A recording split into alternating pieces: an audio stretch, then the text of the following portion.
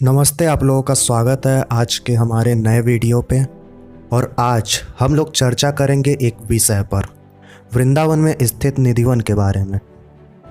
श्यामा श्याम निकुंज निधि श्री स्वामी सिरमौर, रूप ललित उर्मे बसे जानत नाही और। चलो साधो निधिवन जाइए, श्री स्वामी जी को दर्शन पाइए। श्री कुंज बिहारिनी लाड लड़ाइए, श्री वृंदावन बसी अनंत न जाइए।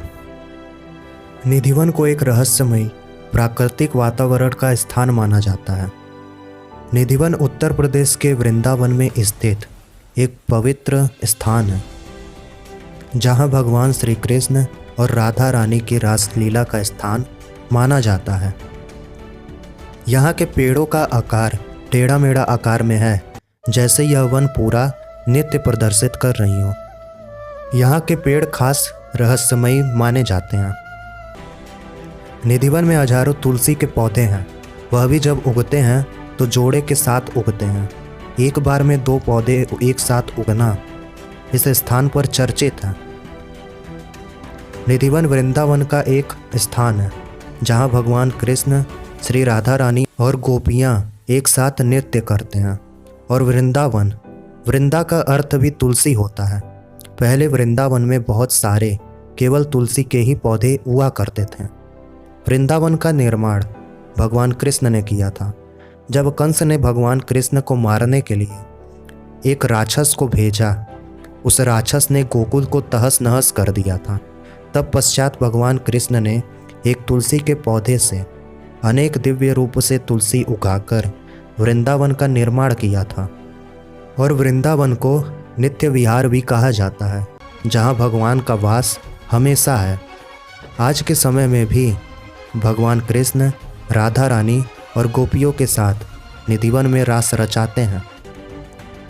शाम के वक्त निधिवन की तरफ सारे जानवर, पक्षी, मनुष्य उधर नहीं जाते और ना ही देखते हैं। यानी शाम को एक परिंदा भी उधर नहीं जाता, और जाता है तो कुछ ना कुछ कारण और समाचार बन जाता है। निधि का अर्थ होता है खजाना और वन का अर्थ जंगल। शाम को 7 बजे आरती के बाद यहाँ किसी के भी रुकने की अनुमति नहीं है।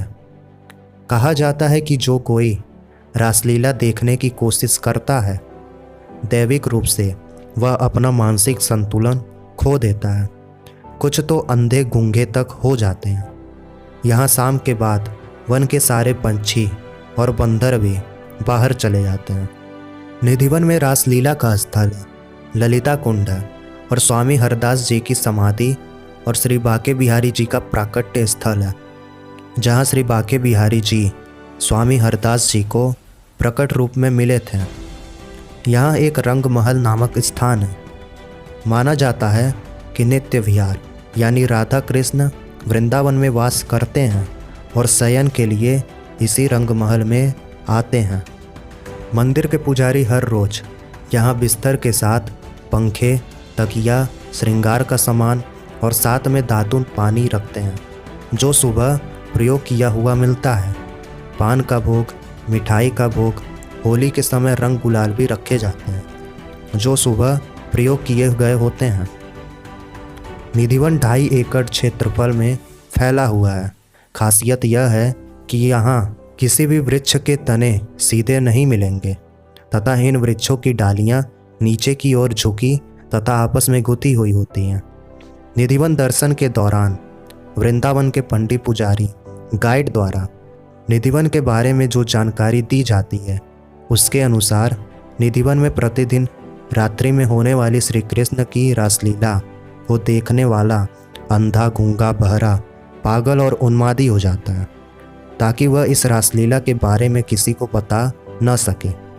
इसी कारण रात्रि 8 बजे के पहले पशु पक्षी, परिसर में दिन भर दिखाई देने वाले बंदर, जिन्हें वृक्ष पसंद है, वह भी, और भक्त, पुजारी इत्यादि सभी यहाँ से चले जाते हैं और परिसर के मुख्य द्वार पर ताला लगा दिया जाता है।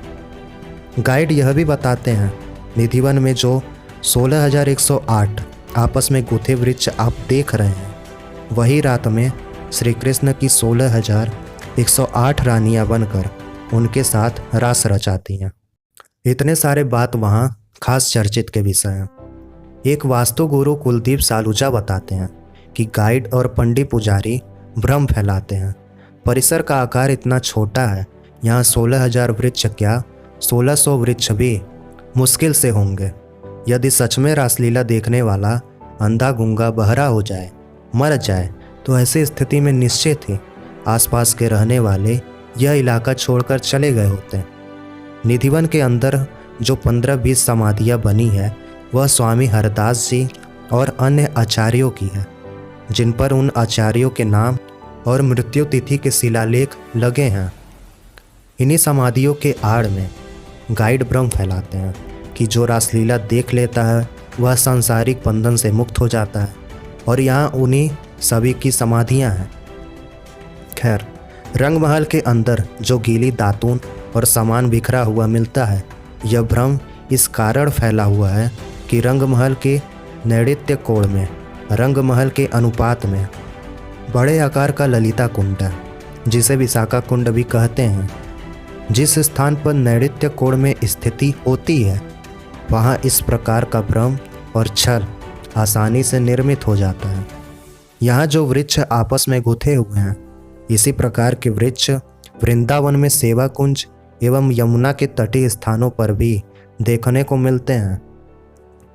अब बात की जाए गाइड के अनुसार निधिवन में 16,108 रानियों का नृत्य, और बात की जाए वास्तुगुरु की, उनका कहना है कि सब भ्रम फैलाया जा रहा है। आज से 5,000 वर्ष पहले भगवान कृष्ण द्वापर युग में धरती पर आए थे और वृंदावन का निर्माण भी उन्होंने किया था, एक तुलसी के पौधे के साथ।